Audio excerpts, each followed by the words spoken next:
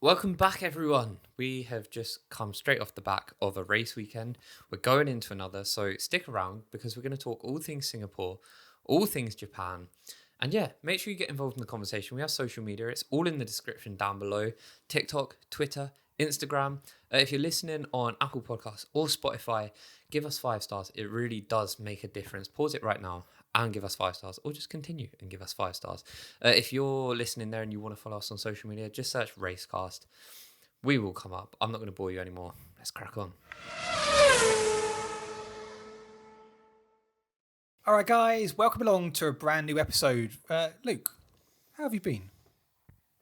Yeah, not bad. Thanks. You're a bit red, aren't you? A bit hot. It's so warm in this room. I like it. If you've been watching or listening for a while, Luke would always say, look, if I'm red, it's because I've just come back from playing football. I'm a bit red. That's how it is. It's not true, is it? You haven't played football this morning. Not today, but it is boiling in here, isn't it? It's hot. It's They're hot. like, I don't know, because we're in my office and the sun shines right in on the window, like pretty much from the morning. Could you get air conditioning in here? Probably, but it would probably cost a fair amount. Could be a good investment. Still jobless. Should we just suffer until we get into like the winter?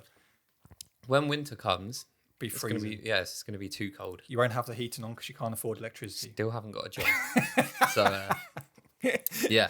Anyway, guys, I hope you guys are good. Thank you very much for joining in. Matt celebrated his 30th wedding anniversary. My 1 year wedding anniversary. Close. Only 29 years off, but yeah, I did. That was very nice this weekend. But it's good for a 60-year-old man. That's not a long period of time to be with a woman, is it? It's not. No. You're such an ass. You're such an ass. Those grey hairs are real. Yeah, but they are. They're definitely real, but I'm not 60 The years brown, old. on the other hand, just for men. I've got to tell you a story off camera once about when I dyed my beard accidentally and it went completely I feel wrong. like I actually kind of remember this. Yeah. This was back in the day when you used to do YouTube, wasn't it? It was when I used to do YouTube, yeah. And wasn't it very, very obvious? It was. So, right, okay, fine, I'll just tell you now. I thought, because I started to have like a bit of ginger coming through my beard and a bit of grey. This isn't Formula 1 related, but anyway, some drivers might have had this issue, so stick around. I thought I'll buy some brown dye just to match it, because I've got like a brown beard, brown hair, so I was like, I'll just do that. Started doing it at home, I was like, it's kind of a bit dark here. It went full black. I swear I remember, Yeah. because I'm pretty sure we went to film something. I was like, Yeah, you dyed your beard. No, there was a video of us doing a football challenge when I used to do those, of literally just a pure black beard. I'm pretty sure I called you out on it because it was that obvious. Yeah, no, it was bad. Because I remember I went to Dubai a few days later. That's the whole reason I did it. I was like, I'll go there, look good for... Yeah, it didn't. It was so obvious. If you can find it on my channel, send us a photo. The moral of the story is you're perfect just the way you are, everyone. Oh, was that even aimed at me? Unless you're Matt, and then I would recommend dye your beard. It probably looks better than what God gave you. You're such an arsehole. Right, anyway, let's crack on because we've got a lot to talk about. We'll get on to Singapore in a minute. Let's talk about the breaking news around the paddock heading into the race weekend, because let's just quickly state... This made me feel like I was at school again. You know when like a rumour circulates and all of a sudden it's like encompassing everyone and it's all everyone's talking about. No one cared about the race weekend after this news came out. No, honestly, everyone was more interested in... And I'm going to let you say what it is. You probably know if you're listening or watching what it is, but is it literally the thoughts of the race just went out the window. It was like, oh my God, what's going to happen next week? This was big news. And I think when this episode goes out on Wednesday evening, if you're listening to it, the news we might already have an answer. So if you're listening to this going, why are they talking about this now? It's because it's obviously the cost cap scandal. I know, but what I was going to say is because they're on Wednesday, that's when they're releasing the certificates. Yeah. Whatever this means, this is the first time it's ever happened. So we don't really know what the process is going to be. But in theory, come Wednesday, we should know more about this story that we're about to go into. So if you're new to F1 and you're wondering, what is all of this, about? So basically, last year, the cost cap came in. Teams had £145 million to spend for the season, I believe, to help develop the car. And that was in staffing. dollars as well, I think. Yes. So basically what's happened, what the news has come out this weekend is actually the auditors go through all their they scrutinise all their financials from last year, and they then get released to the public about what teams actually spent and what actually some teams spent less, some didn't. This has a massive effect on the following year as well.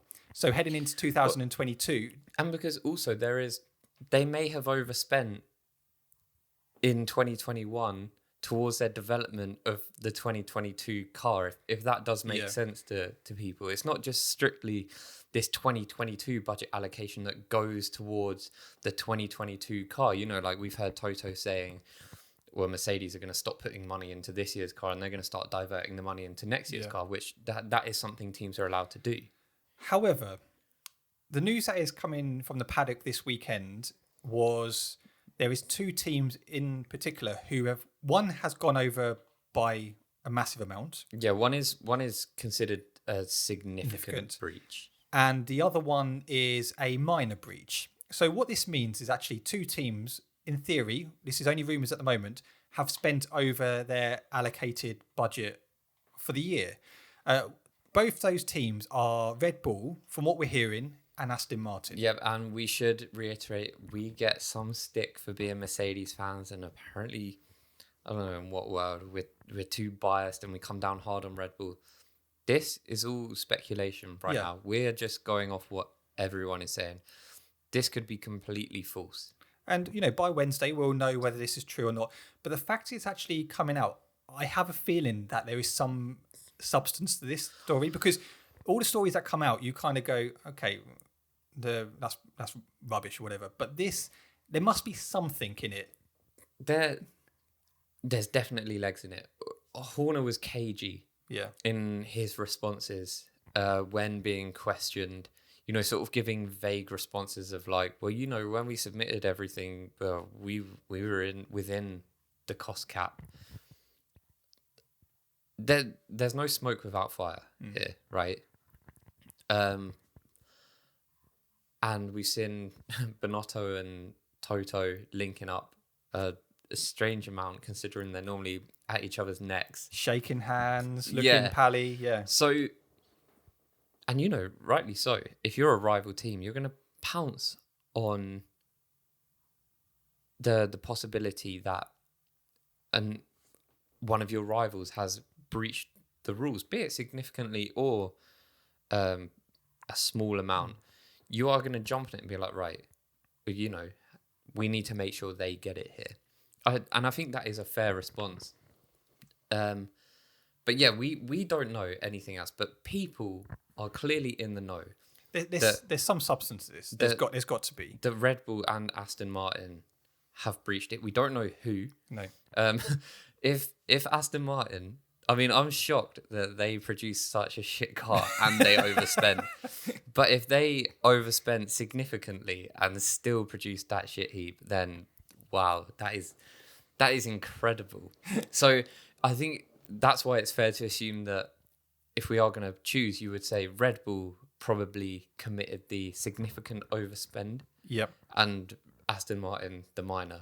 You'd hope so anyway. Otherwise, something is that's not right. So basically, the FIA, from the statement that's come out this weekend, it says the FIA is currently finalising the assessment of the 2021 financial data submitted by all F1 teams.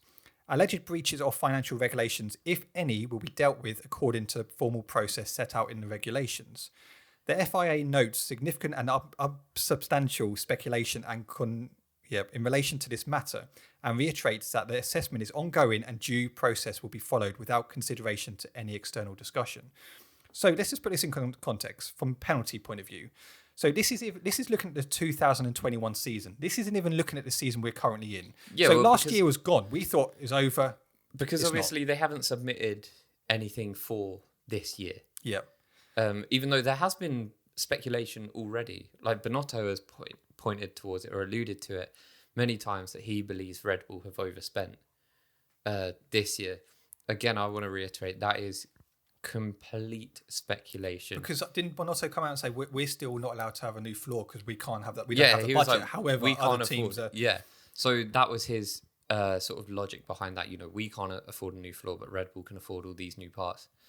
We don't know here, So- but this is interesting speculation. A major breach is classed of an overspend of more than 5%. Okay, I was going to ask what is the Yeah. difference. So the penalties for this, okay. When we say this, I'm going to put this, we're Mercedes fans, however. But what I don't like about this is, and let me go on to that in a minute. Let me just tell you what the actual penalties are. So one could be a deduction of drivers and constructors championship points, suspension from one or more stages of competitions, suspension from an entire competition, exclusion from the championship, and reduction of the cost cap.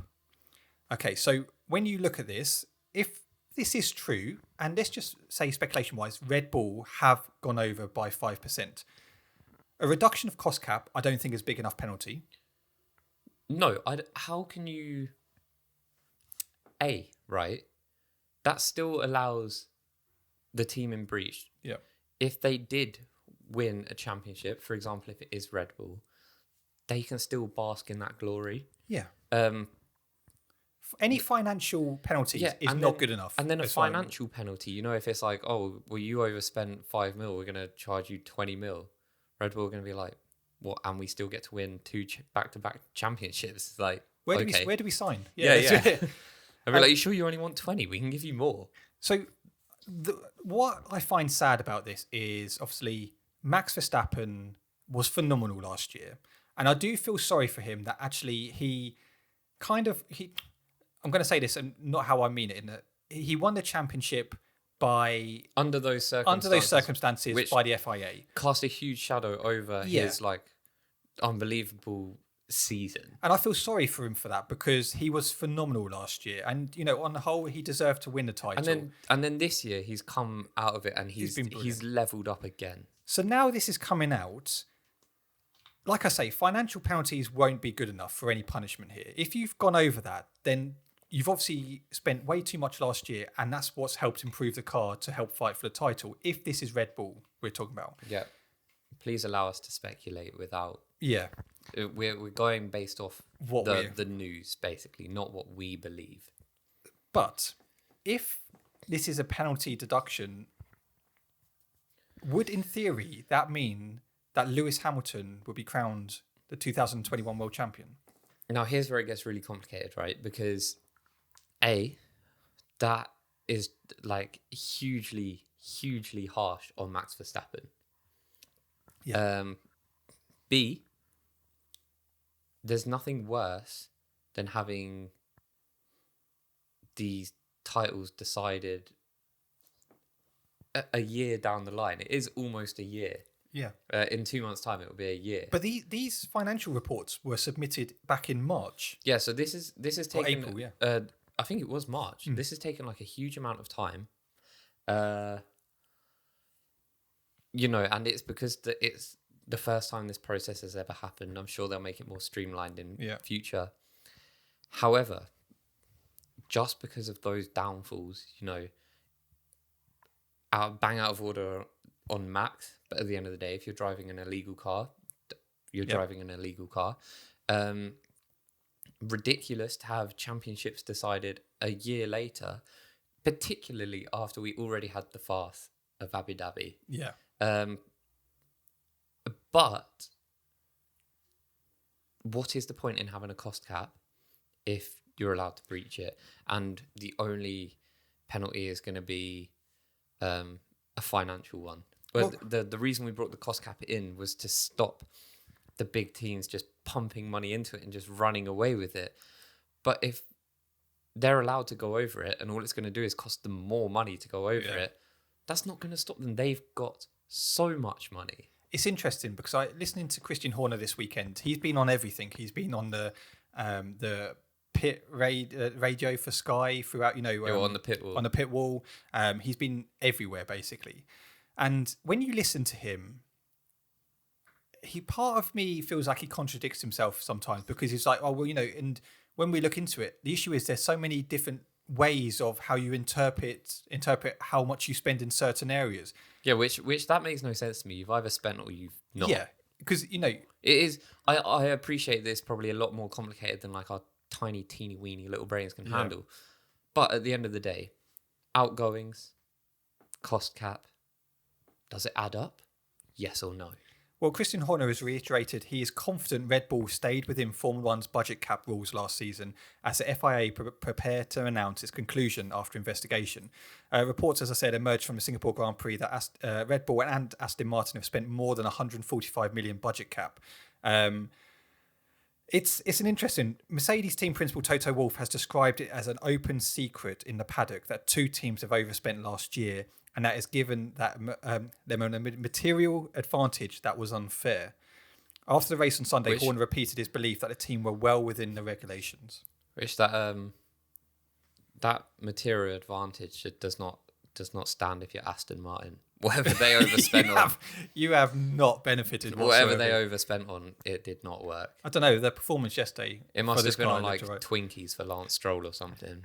I like this comment here. Somebody's put, would be funny if Red Bull is found to be compliant and the team's pointing fingers are found to have overspent. I actually do think that would be hilarious. That would, yeah. Even though that would probably lead to it being Mercedes. And I do think that would be funny. I always find it funny when there's someone that's being like constantly accused of something and they're just like, and then it turns out that like it's just not them. And they're just like, unless Binotto and Toto Wolff are actually meeting to go, shit, we're the two teams. What are we going to do here, boys? But this comment's good. If the team who are found guilty only gets a slap on the wrist, then I give up with this sport. And do you know what? I would fully agree. Don't get me wrong. I'm a Hamilton fan. Would I love him to be crowned the 8-time world champion? Absolutely. However... Yeah, don't get me wrong. I am going to absolutely bathe in glory if it happens. If it happens. However, I'm also someone that I want the sport to be, we watch it each week. We want it to be fair. And if this is the case and they just get a financial penalty, I potentially would start to think to myself, what is this all about? You need like a robust framework that like you think, well, no, this is actually going to deter people. No one, and I guarantee you, no one will ever breach the cost cap again if the team found it to be in a serious breach is disqualified, or if they did have a championship revoked. And I think no one will ever do it. No. If you slap them with a penalty, fuck a penalty. Yeah. We don't care. What's 10... Max Verstappen's on 50 mil a year. Do you think they give a shit about a 10, 20, 30, 40, 50 mil penalty? No. Well, there was... The FIA got a lot of scrutiny after the Abu Dhabi race. There was a lot of fans who left the sport. They lost a lot of faith in the FIA. And the FIA have changed, team, the director, got rid of Massey, all of this stuff. They've got to, if this is true, they've got to take a stance on it. They've got to come down with harsh punishments. And like you say, they've got to actually show, we're not taking this. These are our rules. You either follow them or you get punished. Who's in charge here? The teams or the FIA? Because that is what this is going to dictate. Even, and this is not just, I think even the team in a minor breach, if it shows that like, that they've overspent due to like research development and whatnot. I mean, even overspending it, at the end of the day, the rules are the rules. Yeah. They can't just slap them with a fine. I think they need some sort of points deduction. If it is a fine, I will lose so much respect for it. I honestly will. I just don't understand the logic in it if it is a fine. I'm going to currently put my faith in the FIA, and it's Wednesday now, if you're listening. It's Monday if you're me. I hope that whatever has come out today shows us that they are taking positive action or definitive action. Yeah. There might not actually be anything that's come out today. Maybe just the news that these teams have breached. And then you have to wait for them to do it. Yeah, and then punishment. So next week could be a ridiculously exciting episode. This is a good comment. I like this. Formula One is crumbling. Zero reputation after Massey, and now this. No one seems to know the rules. Part of me agrees in the sense of after, like I just said, the FIA, if they want to get a grip on this and they want to start to get some respect back in the paddock and amongst fans, they need to actually make sure. And don't get me wrong, I'm not just saying this because this is Red Bull. I'm saying this in general. If this was Mercedes, I would say the same thing. Yeah, because, we can go back to, what was the Ferrari engine scandal, 2019. Yeah. They like settled it behind closed doors. No one ever knew what the punishment. What the fuck is Well, do you that? remember Renault? Did you watch that? Do you remember Renault back in, was it 2008 or something? When Piquet, they told Piquet to crash into the wall so Alonso would end up winning the race. And then it was Fabio, what's his name? I can't remember his name. Well, how did they say it? Did they just say it over the... No, it was all planned, basically. There's a documentary on it. Ted Kravitz did a bit on it. It's really interesting. Watch it after this episode. If you haven't watched it, go and watch it. It's brilliant. Nelson Piquet crashed into the wall. Was it Nelson Piquet? Yeah, it was Nelson Piquet Jr. or something. Yeah. But there have been scandals before where, like, you know, the FIA have taken action. The McLaren collusion shit back in like 2009 or whenever it was. Yeah. I mean, didn't they get slapped with like $100 million fine? They got, was it points deductions or, you know, I want to see, and you know, Lewis was driving for them, but the penalties were fair. If you're cheating, you are cheating. Yeah. Nobody wants a cheat in the sport. I don't want Mercedes to cheat. If they were caught doing something, I think, well, no, that's not what the sport is about. I don't want someone to have an unfair advantage. No. I don't care if someone has a better car. That's part of the sport. Someone has a better car because they've cheated, well, then I don't like that. Well, you know, I think it's quite interesting where, just to finish off on this point, whether it's Red Bull, whether it's Aston Martin, whether it's Mercedes, Ferrari, whoever has spent over, what I hope is that actually the FIA do the right punishment. They actually set a standard and a precedent for this is what, from now on, my only concern with this, whatever team is actually involved, my only concern is that there's going to be some sort of loophole that gets them out because, it's the first season, you know, we didn't realise that actually that meant, that's what my gut feeling is the team is going to get away with it. That's my gut feeling. My hope is actually the FIA go, no, that's bollocks. This is, you've overspent. This is your punishment, whether it's points deduction, whatever, and actually make a stance on it. That's what I hope. But my gut feeling is actually there's going to be loopholes within this that the team, whoever's involved, is going to get away with. Because it does just continue to make a joke of them as a governing body. Yeah. Otherwise, you know, I think we've seen too many loopholes with different things, too many errors. I mean, even, I know we're going to talk about Singapore, but what is the point in having a wet tyre if you're not going to use it? If all you're going to do is wait for the track to be dry enough to use inters? It's like Monaco Part 2, wasn't it? What is the point? At least Massey got them out behind the safety car. Can I just finish off just while we talk? Comment down below, let us know what your thoughts are. There's a comment on this statement which is so good, it makes me laugh. Not gonna lie, still expecting Latifi to crash and somehow influence this outcome. If you don't get it, if you didn't watch Abu Dhabi last year, but not for long. Not for long, poor guy. Let us know what your thoughts are. Do you think? I know, obviously, you might already know because obviously by the time you listen to this, do you agree with the punishment? I think likely what they're going to know listening to this is who has committed the breach. Yeah. And I'm hoping we'll know who committed the serious one specifically and who committed the minor one. I can't wait for the Japanese Grand Prix. If it is found out to be true... Oh my God, there is going to be tension in the paddock. We're going to get up at 6 a.m. for the race. I'm going to get up at 3 a.m. just for the actual, the... Shit, I forgot it's at 6 a.m. Yeah. Shit. It's good. Yeah. It works out a treat for me. Can't it just be 8 a.m.? 8 a.m. could work. Shall we get on to Singapore? Yes. Because I must be honest. Mixed opinions. I was really excited about going back to Singapore. Last time was 2019. I was like, this is going to be great. And it was good to a certain extent. However, there's a lot of things that overshadowed it. Rain, FIA decisions. Can we just say rain doesn't overshadow a race? Depends what part of the track. Rain can make a race very exciting. Yeah, but what I mean by that is actually when they fucking let them race in it. What is the point? Are we ever actually going to see a wet race again? Like a race on wet tyres? Comment down below. Are we ever going to see a race on wet tyres? Are we ever going to start a race on wet tyres again? Or should Pirelli just save their money and stop fucking producing them? Yeah.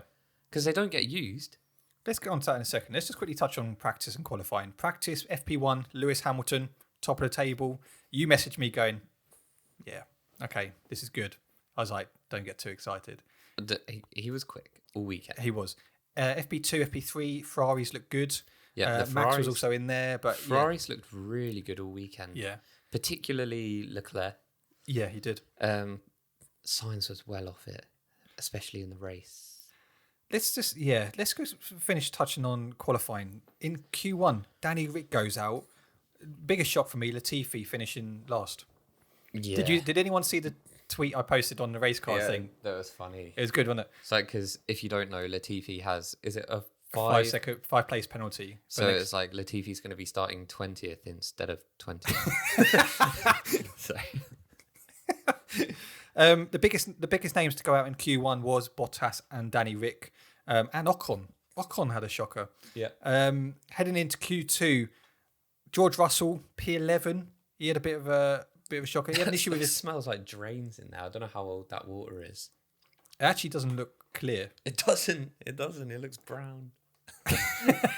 Nightmare. If Luke dies on this podcast, send your resumes in, and we'll see who can replace. Be my replacement. And if he dies, then I might just use some of his money to get aircon.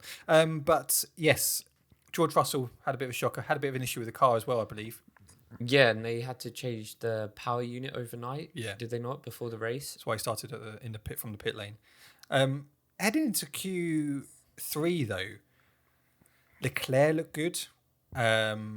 And it was a bit of a weird one, wasn't it? So Leclerc looked good, Perez looked good, Hamilton looked good. I actually thought Hamilton was going to get pole. I thought he was going to get pole. Genuinely, the track was getting drier and drier, so the slicks were getting quicker and quicker. He was like one of the last to post a time.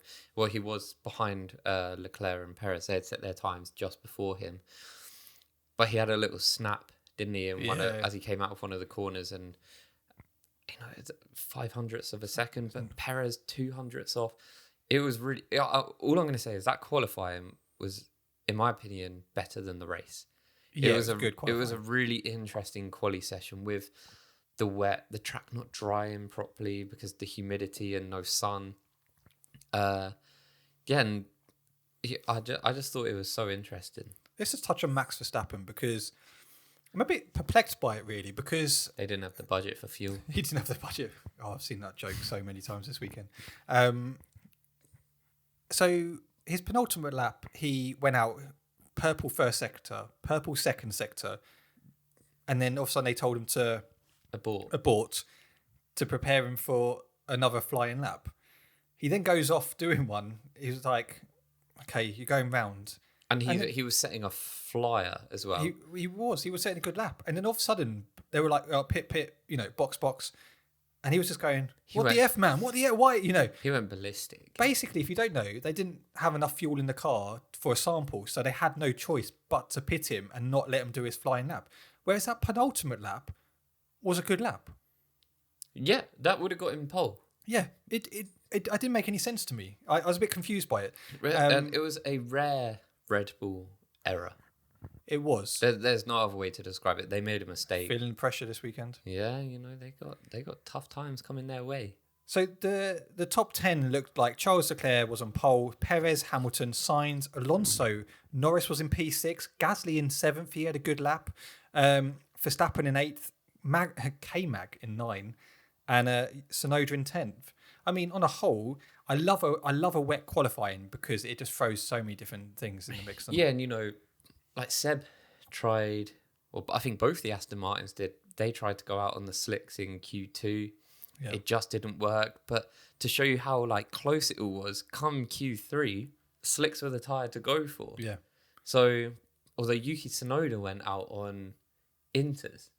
And he's still putting a good lap. Well, but to be fair though, he was 10th. Yeah. So he didn't improve. But that's how tight it all was.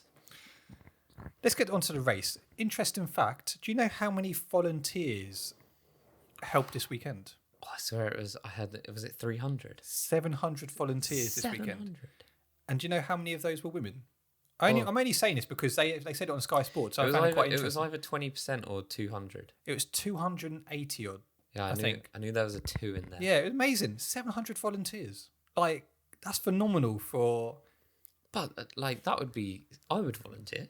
Yeah, I think I would. I'd want to be a marshal. Like, I'd want to watch the race. You know what we would end up doing? We'd be like by the bloody like parking Like, lot. you lot are litter picking. Yeah, oh, yeah, we'd get the crap jobs, wouldn't we? I'd go home. Oh, we have to clean the toilets or something. Nah, chance. No chance. I'm not volunteering to clean shit off a bowl, mate. It's like being a football volunteer, isn't it? Well, and you just get to lie down Or behind the advertising board. you're outside the stadium or something. Yeah. Yeah, that'd be No, annoying. I want to be a marshal. I want to be like on a nice corner. Yeah. Which I probably won't get involved if they crash. It's a bit dangerous. Just touching on the marshals, did you see the Sonoda? Have you seen the meme where Sonoda crashes and all of a sudden the marshal waves out a green flag? No. It's so good. Comment down below. Have you seen that? It's so good. It's like literally he crashes into, before he's out of the race, and all of a sudden out comes like a green flag. Did he just pick up the wrong flag? Yeah, it looks like it, yeah. What is that noise? Don't know. Oh, you can't pick it up. It's okay. So let's quickly touch on the race. Good start by Leclerc.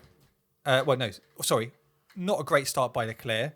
Good start by Perez. Into turn one, takes a lead. Sainz on the inside takes Hamilton, pushes him wide. It's a bit of a scruffy lap, wasn't it? And the mist that was coming up looked, if you drive it looked awful, didn't it? I don't know. I genuinely don't know how they can see. Yeah. I mean, sometimes it's bad enough on the A27 if you got a bit of rain coming down. I have no idea how they manage it. It was obviously delayed by an hour. Was it an hour and 5 minutes or something? Yeah, it was around about that. And this was because it was torrential downpour, basically. I agree with it to a certain point, but all of a sudden, with 40 minutes to go, an hour to go, it was actually looking quite light rain. The rain stopped, right? And here's the issue. They have all the satellites. They know what the weather is saying. They could see that the rain was going to go. Yeah. Right? Granted, the track was wet. Maybe it needs a bit of drying. I don't really know the science behind it. But we have wet tyres, right? There are tyres that are made for a wet track.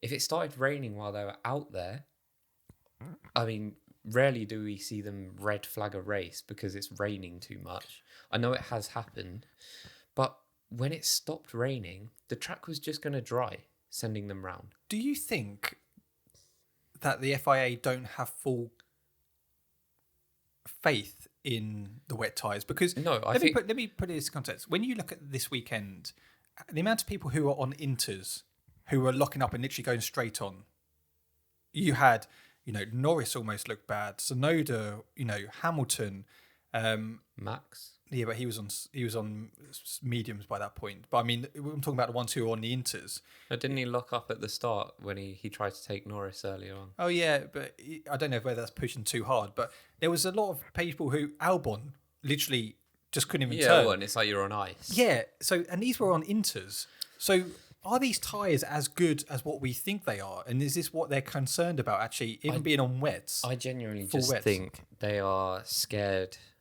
of something happening. I think now they're being too overly cautious.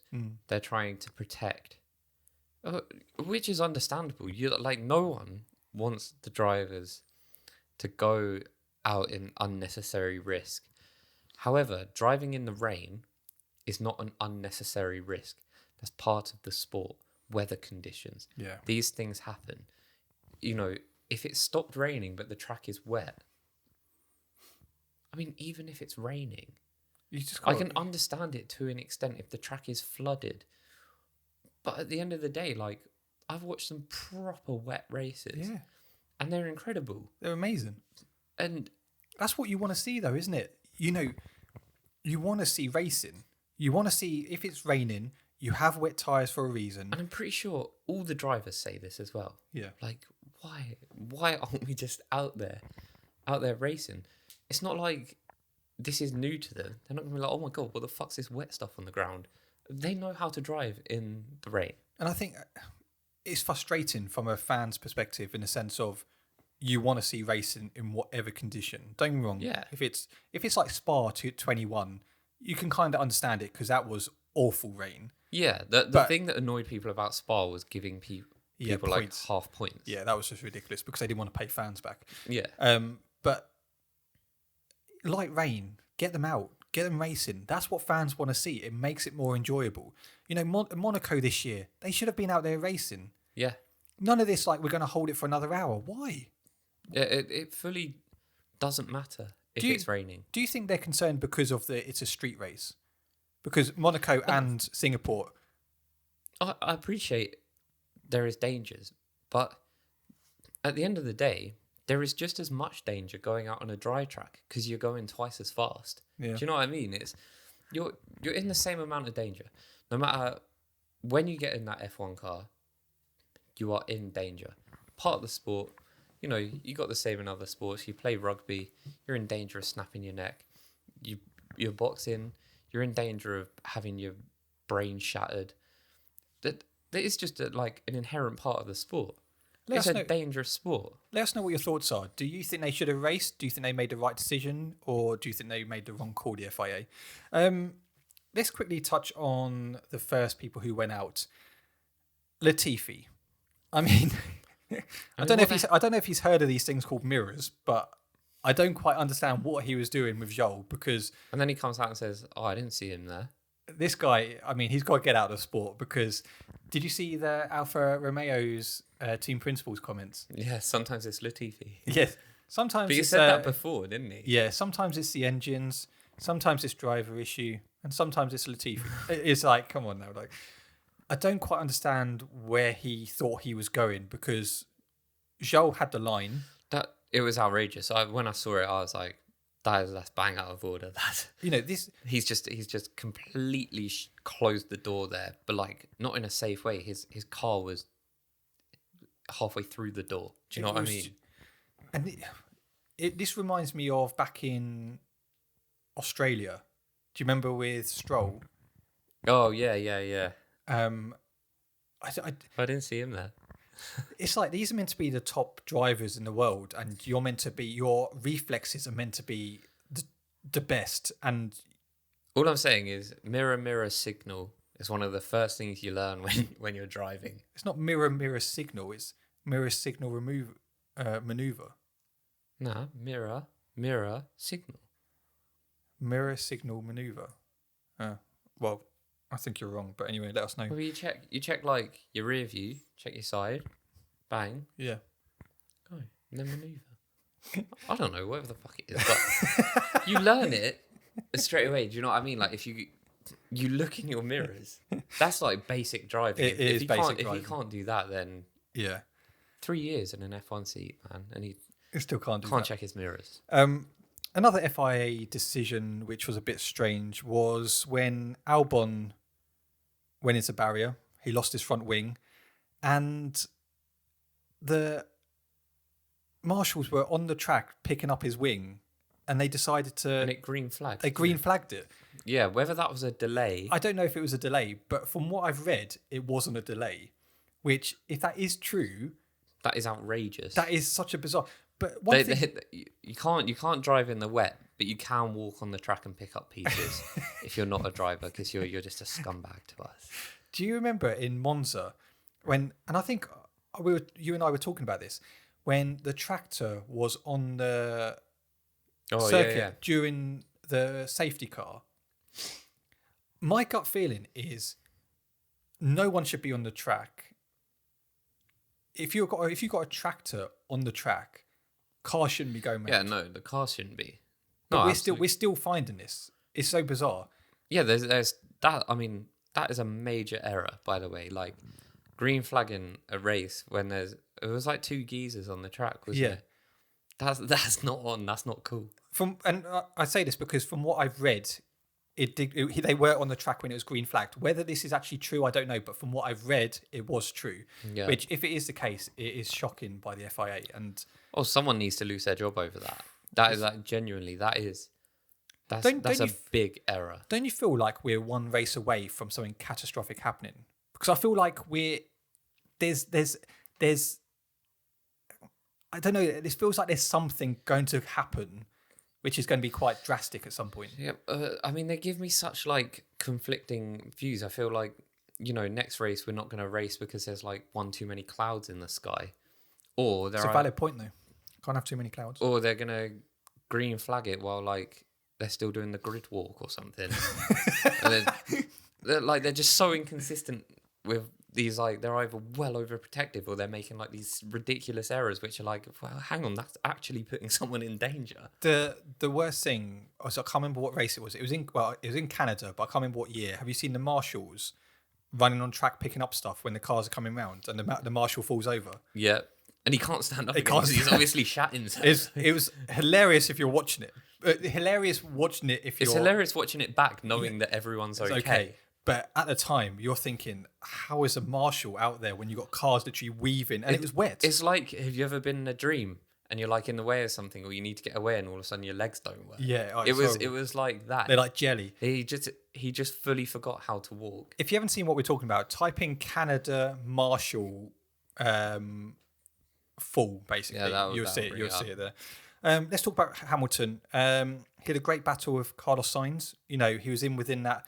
With DRS, they didn't bring DRS for ages, but he was within that. That was a weird. They were on slicks and they were still no bringing DRS.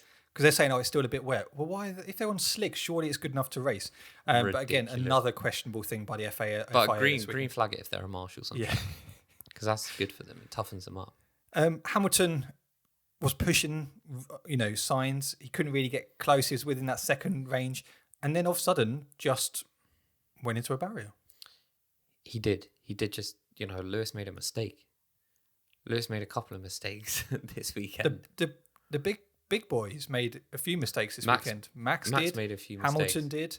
Leclerc did in his pursuit of Perez, which the one man who didn't make a mistake, Perez. Yeah. Flawless. Flawless. Let's not forget how good that drive was. Can I bring one topic up? And for Red Bull fans, you may give me a bit of stick for this. Here we go. But I'm hoping you will see where I'm coming from this. So I'm well aware that actually Mercedes aren't going to win anything this year. Absolutely fine. Accept it. It is what it is. But from a neutral fan point of view, watching this season, it is really frustrating when you've got Max Verstappen, who is back in P10, P9, whatever, coming up behind an AlphaTauri, and those AlphaTauris move out of the way so easy. Oh yeah, Gasly just let him. On 2 occasions. I'm not being, having this sister team is fine, but if you're a racer, there's no other benefit to any other driver out there. Because what I will also say is a lot of people always say, oh yeah, but it's not their race. Do you know what I mean? Actually, at a track like Singapore, or if you're at a track like Monaco, actually track position, no matter who is coming up behind you, it's your race. Yeah. Because you can keep them behind. Yeah. We saw, when was it, Monaco? Was it 2016, 2017 when Danny Rick kept, was it Seb behind? Yeah. For so long with literally half an engine. He was basically trundling around the track and he kept him behind and he got the win. So it actually there is everything to race for at these tracks, no matter who you're racing. Alonso gave it to Max hard.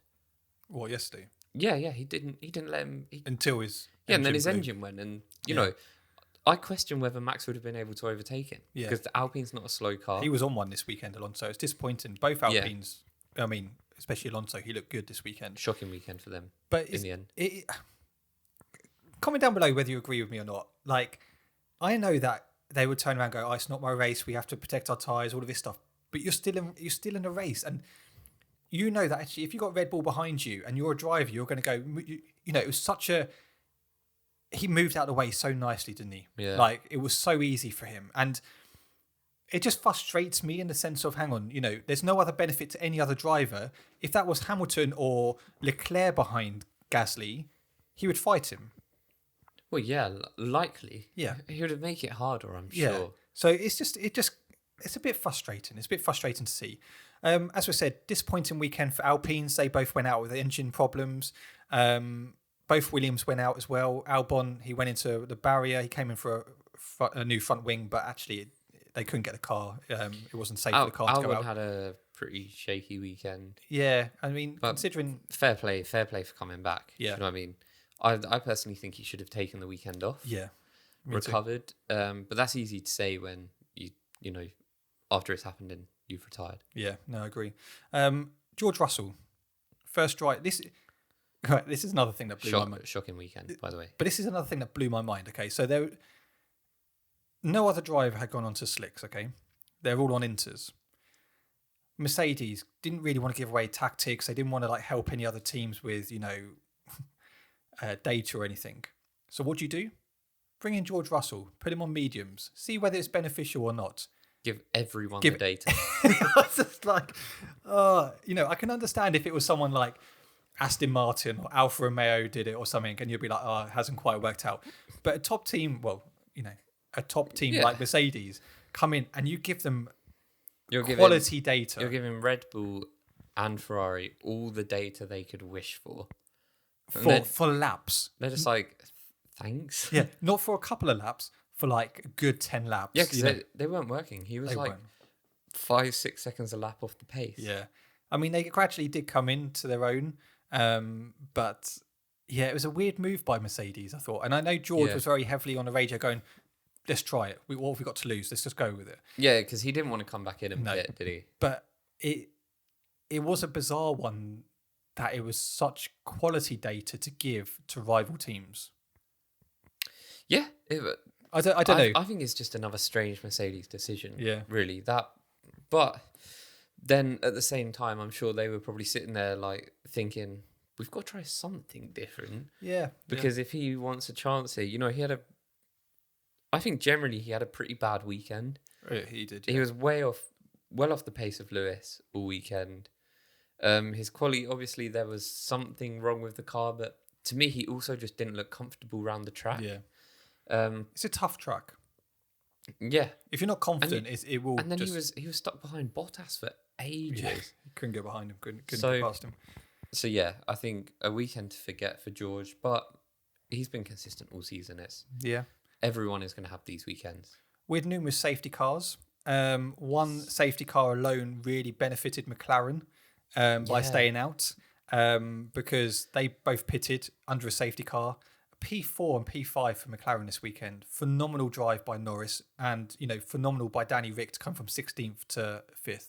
Yeah. Phenomenal weekend for McLaren. That got them 2 points above Alpine in the championship. I was actually going to ask, how's that done for the championship? As far as I'm concerned, as far as I know, it's 2 points. Sometimes all you need is a bit of luck. Yeah. And, if you need to use luck to your advantage. You still have to have a good drive to actually benefit from luck. Yeah. So fair play to them. One person who didn't have luck this weekend was Hamilton. After that collision in the wall. Let's say luck. He also made a mistake. These are, That's what I mean. He didn't have any luck with him. This is what I mean. No, yeah. Because he made 2 mistakes and he's got to take that on the chin. And he obviously went into the barrier, which did some damage to the front wing, meant he had to pit. And then, due to that pit stop, came out from behind both Aston Martins. And he just never recovered from that at all. No, and then he did go to take Seb. And he just locked up. Completely overcooked it and then lost the position to Max as well. Yeah. Let's talk about the safety cars because there was a lot of controversy from Perez and the safety car. Yeah. I don't like this business of, we'll review after the race. Review it after the race. Bullshit. You can't let him get this win and then be like, nah. So basically what they were investigating was he apparently did there's 2 occurrences where he left a bigger gap at 10 places. I believe there was actually 3, but he only got a warning for one. So the investigation after the race, I don't understand why. It ruins the race because you celebrate, but actually, am I going to be behind? Imagine if he got a 20-second penalty. Yeah. So he's just celebrated a win. Oh, no, actually, even though we had all the information before, we're just going to give you a 20-second penalty and ruin your day. So I'll explain to you. So Perez was actually investigated for 2 occurrences of failing to keep within a 10-car length of the safety car during a pair of caution periods. However, the Mexican driver was handed a reprimand for the first of these, which occurred on lap 10 after Zhou and Latifi made contact. They didn't just make contact, they Latifi crashed into him. Perez claimed he broke his brakes and tyres hadn't been warm enough in the damp conditions to keep pace with the safety car. This is what's come out. What wasn't he? But then at one point He was waving his hand so close behind him. telling him to speed up.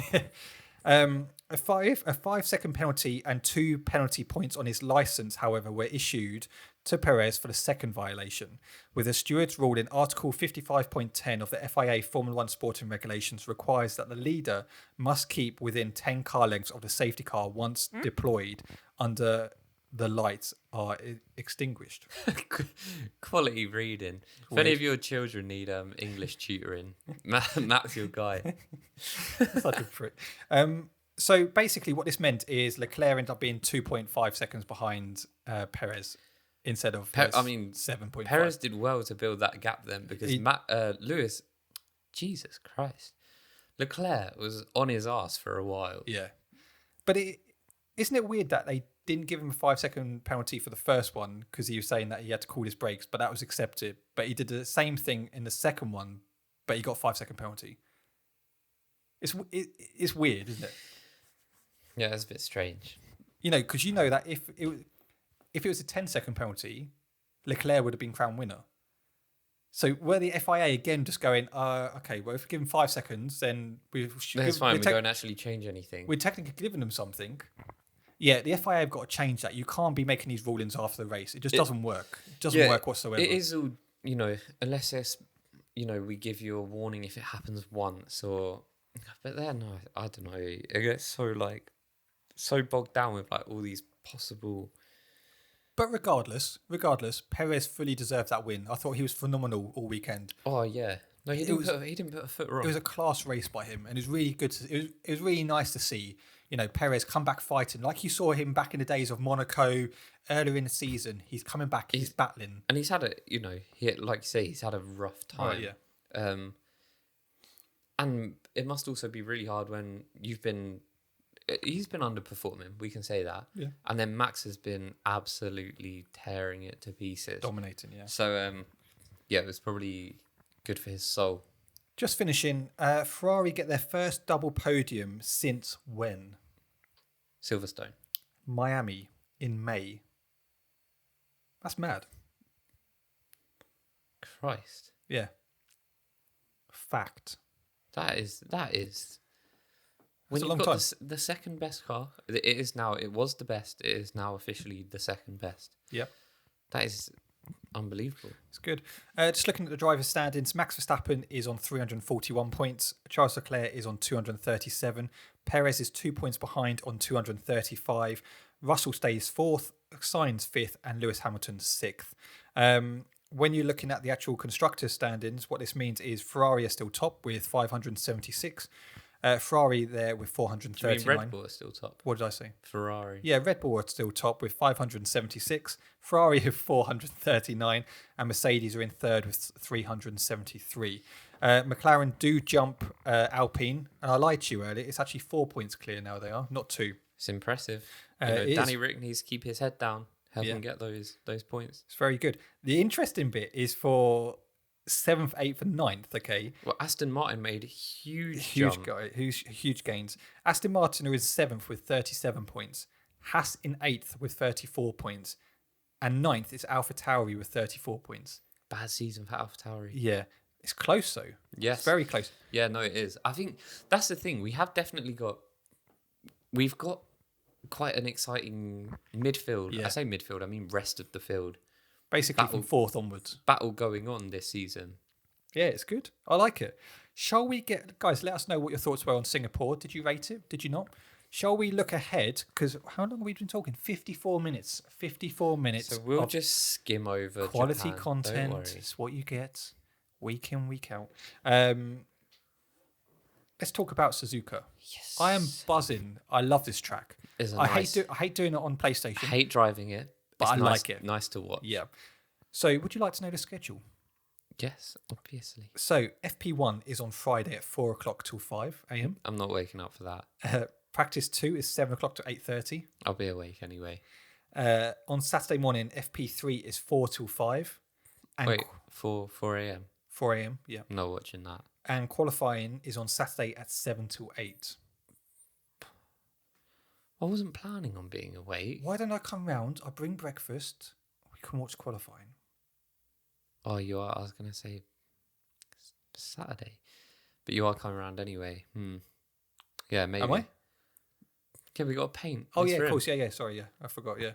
And the race is on Sunday at 6 till 8. Beautiful time. Beautiful. Should be 7 till 9. 7 till 9, I'm happy. Yeah, okay. 7 till 9 would be perfect. But I love the fact that actually I have other plans in the day. So this works out beautifully for me. Like, Yeah, but you'll be too tired to execute any of them. mate, I'm at work at like 7 a.m. every morning anyway. So this is... Weird flex. Who wants a job? Well, you might need. No, you won't want one. Right, this is a chance where you can play at home and let us know how good your knowledge is. So, Suzuka. DRS zones, how many are there? 2. 1. 1. That's what it says on here. Is it literally just the pit straight? To be fair, that does make sense. Yeah. It's because it's kind of like straight, and then the rest of the track is just like corners. Yeah. Well, that's what it says there. Yeah, I didn't know if there'd be one here. Yeah. Oh wait, is that? So that's the only DRS is down. From... Oh, okay, and then you get it. Yeah, so you get it down there, and then you get it down the pit straight. Yeah. So the detection zone is in sector 3. When was the first Grand Prix held? Oh Christ, it's gonna be a while ago. You can win. I'll buy the paint. That's 40 whole British pounds. 40 whole British pound. 1973. I'd hate it when you play this game and then you make me think that I've got it right. I'm not actually joking here. You've read this, haven't you? There's no way you got 1973. There's no way you picked 1973. I'm not biting. Yeah, it's 1987. Yeah, see, fucking bullshit. Number of laps? 62. 53. Oh, I was going to go 58, which is still not like... It's not, still it's the not right right. answer, but it was closer. Lap record and person held by? Lap record? It always just makes sense to go Lewis Hamilton. Yeah, correct. I'm trying to think when. He's won there quite a few times. I'm pretty sure he's won there like four or 5 times. I'm going to say he got it in 2019. That's correct. Is it? Yeah. And it's how many laps? 53. A 1. If you're listening to this, Luke has literally just gone forward. I've gone into sweat mode. 1:38.7. 1:30.983. Oh, I was close. You were close. Do you know who won the last time in Japan?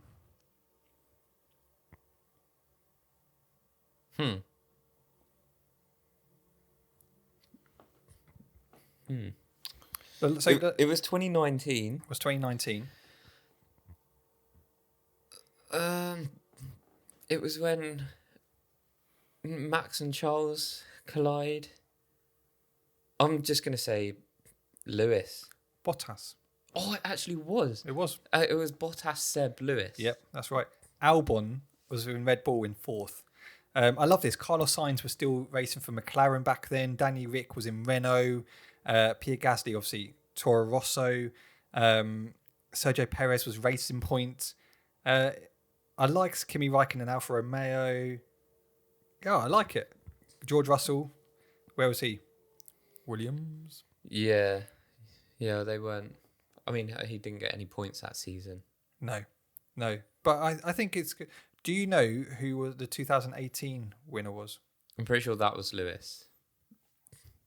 No, this is weird. What? So you click, right, it says here, 2018 race report. Okay, you click on it, it comes out the 2019 race report. That's wrong. It is. Tell me about it. I'm pretty sure it was Lewis, so 2018. I'll have a look. Who is your top 3 for this weekend's Suzuka Grand Prix? Max, Charles, Perez. I think the Ferrari is going to benefit from the Ferrari is not slow in a straight line. No. So, firstly, the Red Bull will still make gains on the straight line. There's a lot of weaves, bends. They're not even like corners. They are more like bends in this track. Which I think the Ferrari's ability to absolutely glue itself to the road is going to massively benefit them here. It's going to help them. That Red Bull, though, just generally looks like such a good car. Max has obviously just been flawless the whole season. I feel like Perez is going to have confidence from this week. Sainz was well off the pace. Yeah. This weekend that I just can't really put him in contention. So yeah, I think I'll be surprised if we don't see the normal two boys up top, and I think Perez will have a nice little lift from this weekend. I still think Perez and Max's car are not the same car. No, they're just not. Although I think Max would still be quicker if they did have the same car. Oh, 100%, yeah. I don't think they're running the same parts. So yeah, and then I don't have a great deal of faith in the Mercedes, but if they want to shock me, feel free. So yeah, top three: Max, Charles, Sergio. Just quickly touching, I don't think I probably said it. So Max Verstappen this weekend in Singapore was outstanding. Like, oh yeah, shocking. I don't think we finished on that in Singapore, but he did a brilliant race. He had to pit after locking up, and he still came out. He still beat Vettel. He still beat Hamilton, and he just showed you why he's a world-class driver. He showed a great recovery drive. Yeah. He made some errors, and everyone is going to make errors. Max is human. Lewis is human. Michael Schumacher is human. These top drivers do make mistakes, and it's your ability to recover from them. And Max showed that he can do that. He was superb. But my top three for this weekend's Japanese Grand Prix is Max. See, I want to say Perez, but Perez won in Monaco, and then he went on to have a shocker. So I don't know if he just gets too excited and thinks he's going to do amazing. So it sort of starts driving with his arm out the window, his leg up. Yeah, let's go.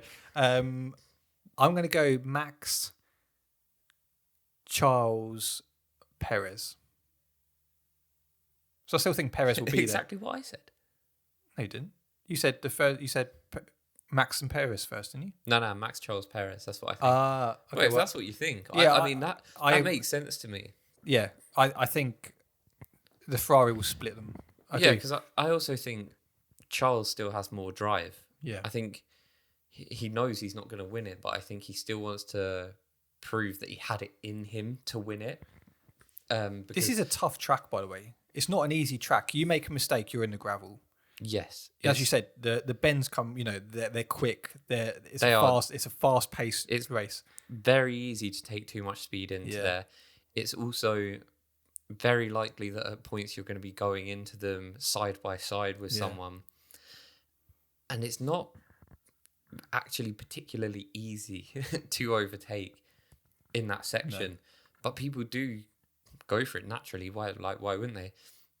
And you see people run off wide, and I think it's going to be a good race. I'm excited to get back there. It is, like say, a hard track, but it is a good track. I do think Mercedes, you're probably going to see them about P4 this time. Lewis maybe P4. That's what I'm going for. Yeah, I'd be surprised. I mean, I just don't know how the car's going to perform around this sort of track. I give up trying to predict it, because one week we have Mercedes come out of nowhere. I was expecting them to be useless at Singapore. Yeah, I mean they were in the end, but they showed glimpses of promise in qualifying and practice, but you just never know. You just never know, do you? Shall we get on to fan questions? Guys, let us know. Comment down below who's your top three for this weekend's Japanese Grand Prix. I'm excited for it. 6 a.m. start Sunday. Buzzing for it. Oh, yeah. You know what? If you wake up and watch that race, DM us on Twitter. We'll be about Twitter? Not on Twitter. Instagram. We do have Twitter, though. Yeah, I actually looked into that the other day. Yeah. Right. This is actually quite a good one. if both of you could drive around any circuit, what track would it be and what car? Do we mean F1 car or? I'm assuming F1 car. What, you're going to do like a Ford KA or something? Could be quite fun. Around Monza. What, are we going to do like Top Gear It'd special? take like 12 minutes. That is a good one. I love Bahrain. Bahrain is just, I don't know why, whether it's because I love it on the game. Yeah. I do also, I love it, like, I love races under the lights, so that makes me like it. I just think it's a cool track. I think there's so many opportunities there. I think from a fun point of view, Sandford would be cool with the banks going around. I think that would be quite cool. But if I had to pick, I'm going to go really boring, but I think this is probably because I like it on the race. You can say Brazil. I like Brazil. I also like Monza. Oh, you like Monza because it's easy. It's just foot to the floor the whole time. Yeah, but it's a long straight. It's good. I do like Brazil. Yeah, Sandford looks cool to drive though. That would be a fun track. Yeah, but I'm thinking at the same time, right? If I'm taking an F1 car around, I need it to be like moderately easy. Monza's so easy. I'm saying I would take the W11 around Bahrain. Good shout. I would, last year's. Although I'd love to drive one of the are they the V10s or the V8s, like Alonso's 2006. That would be Renault. sick. Yeah, that would be sick. And again, it would be around Bahrain. The Damon Hill Williams looks cool because they're chunky. That one? No, that's not Williams. That's a Jordan. Oh. The Damon Hill yellow. Yeah, the Damon Hill Williams would look sick. Do you know what? The do you know blue what it and looks white like? one. The blue and white one. Yeah, that would look sick just because it's chunky. But ultimately, I would love to race. The Mercedes last year. The black livery looks sick. Yeah, and like you say, if you're driving around, that's why I go with the W11 because it's still in black. Yeah, but it's better. Yeah, true. I'll have DAS. True. Although that might get a bit complicated because it comes in, comes out. But yeah, that is a good question. Where would you like to race? If any of you could race, where would you race? Look at that. Yeah, it does look cool. That's sick. I think so. The older cars do look cool. The FW18, yeah, Williams. Yeah, and what track would you race at? I feel like Bahrain's going to get slandered. Even that looks sick. It does look cool. Yeah. Let us know. Because Bahrain is obviously, I don't know, it's one of those like Middle East tracks, isn't it? Where Saudi Arabia would be fun. Yeah. Oh, that's a quality track. Very quick. Actually, to be fair, I'd like to race around that. That is a sick track. I would have to make sure I'm the only person there. Can we do that next time? Yeah, we'll go out next time, man. And I'll just crash. Yeah, you probably would. Yeah. Oh, by the way, me and Matt did race on F1 the other day. I smoked him. Yeah, I didn't do. Okay, give me a bit of credit. I qualified P7 in qualifying, and then in the race, I was doing all right until I got taken out by Albon. Finished P1, qualified P1, so just commanded the whole weekend. Yeah, to be fair, you were pretty sick. Anyway, next question. Do you know anything about Mick in 2023? We don't. No, we are just regular people. Tend to hear the same as you guys. The agents rang us this morning and said there's no real news. I do appreciate that you clearly think we're in some sort of position that we're not.